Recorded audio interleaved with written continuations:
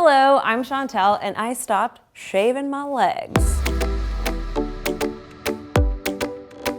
But why, you ask? Don't you care about hair? Not really.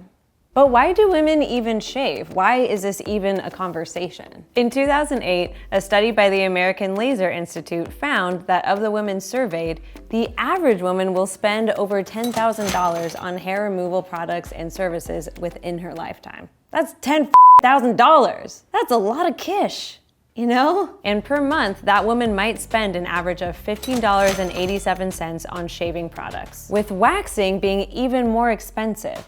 Because y'all know how much a wax costs, okay? We know this.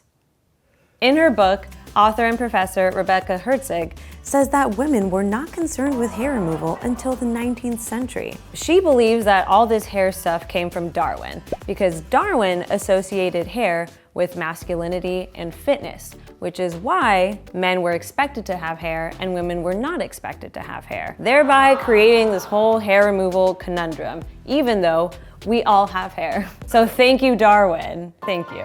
And furthermore, hairy women came to be seen as deviant. And honestly, I still think that rings true. By the 1920s, some women were getting rid of their hair in very dangerous and dramatic ways, such as pumices and radiation. This is a problem. One hair removal cream called Coremlu, not sure how to say that, was essentially made of rat poison, and it led to thousands of women either being disabled or dying because of it. It's believed by some historians that during the Renaissance, Italian women used a mixture of arsenic and quicklime to remove the hair on their legs, but they had to be careful to remove it just in time to where the hair was gone, but their skin was still on their legs. Another hair removal solution at the time was to mix cat poop and vinegar. And I love my cat, I love James, but I am not rubbing his poop on my legs. You gotta draw the line somewhere, that is my line. Although I'm pretty sure American women have stopped using these very dangerous methods to remove their body hair, it still is wild to me that this was ever an expectation, and that it ever led to women putting arsenic and cat poop on their legs. So now, this feels like a good time to tell you how I began shaving. There was one fateful day where my friends and I in junior high were talking about shaving legs, and I got embarrassed that I was the only one that hadn't been shaving my legs. Not even up to the knees, which some of my friends did.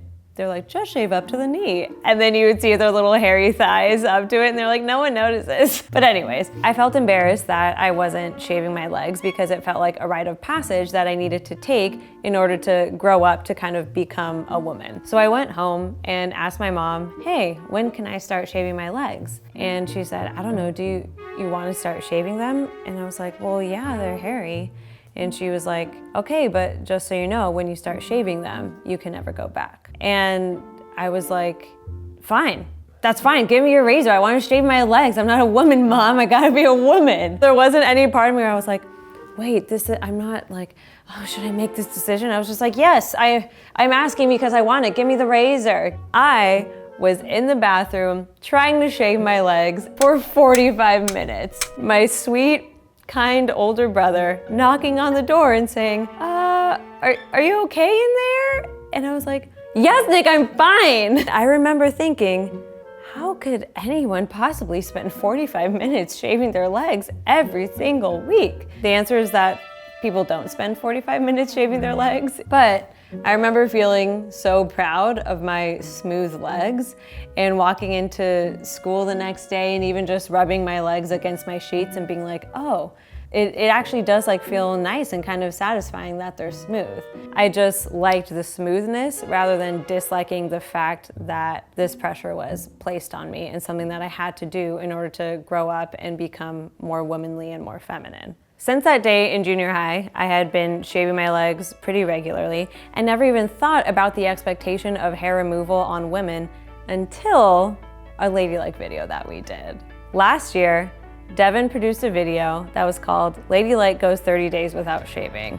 And I remember being super down, but also super scared. The hair on my legs didn't scare me as much as the hair like on my armpits or my mustache. Once that hair was growing in, I was like, oh my God, I have a lot of hair on my armpits. I already knew about the hair on my mustache. I knew that she was a grower. The hair on my legs, I was like, oh yeah, it's fine, okay, whatever, I won't shave. And then the longer I went without shaving, the longer I was like, wait, there's real hair on my legs. This is crazy. I didn't know that females got this hair on their legs. And it was even wild to me that I didn't know that. I'd been taking it off before it ever got the chance to grow and thinking that I was a bad woman if I let it grow. Once my legs and my armpits had grown in, I remember feeling so embarrassed. I would go rock climbing or I would go spinning, and anytime I would like have to lift my arms or even wear shorts, it felt like I needed to apologize to the people around and be like, oh yeah, no, like sorry for video. But the thing is, it's like I shouldn't have to, nor should I even feel sorry about it or feel embarrassed about it. So after that video, I had to decide, okay, so do I want to like keep shaving my legs or not? What am I gonna do now? As summer came, it got more and more scary because I would be wearing shorts every day and everyone would see this hair on my legs, and thereby I would be making a statement and I would be getting double takes of people looking at me. And I didn't want to be known as one of those hairy, braless, bra-burning feminists. When in reality now I'm like, yes, burn my bra. I will be hairy, throw it all out. But at the time I was just like, well, that's not me. That's not who I want, because it had been portrayed badly in the media. And I would talk to my friends and I realized that with men, they felt embarrassed and got shamed if they didn't have body hair. And with women, we got shamed and embarrassed if we did have body hair. It took me realizing that to know that this was all just such a fake construct that we're placing on ourselves. If no one had told me that I needed to shave my legs, I never would have. If no one had told me that I should feel embarrassed about having body hair and not looking feminine enough, I never would have been embarrassed. Every single body and every single hair growth experience is completely different, and we should not have any shame for the things that our body wants to do or that our body grows. I am now warmer because of my legs.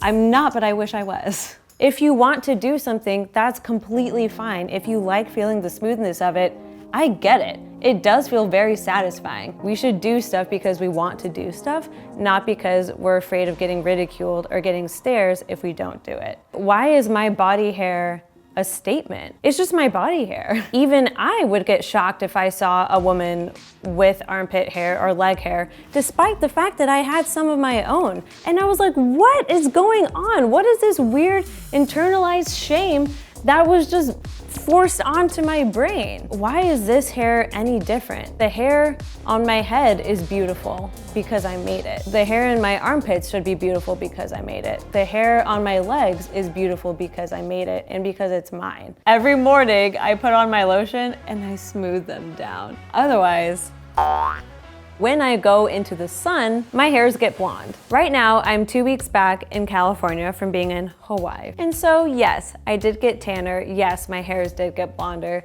So they even might be harder to see right now than they normally would be. But the thing is, I'm not claiming to be some 70s wild shag carpet. I'm aware that my leg hair and armpit hair are probably less than what some of you viewers are. But the thing is, I'm not claiming to have the most hair. And if you say, I don't even see the hairs on her legs, that's the point. It doesn't matter. Once it stops mattering to you, the rest of the world can deal with it. There still are places that I remove hair from my own body because that's what I choose to do. I just want people to know that they have the choice and that they shouldn't feel expected to just because the world tells them or a partner tells them or a friend tells them that they have to do it. It's your hair, you made it, you get to decide what to do with it.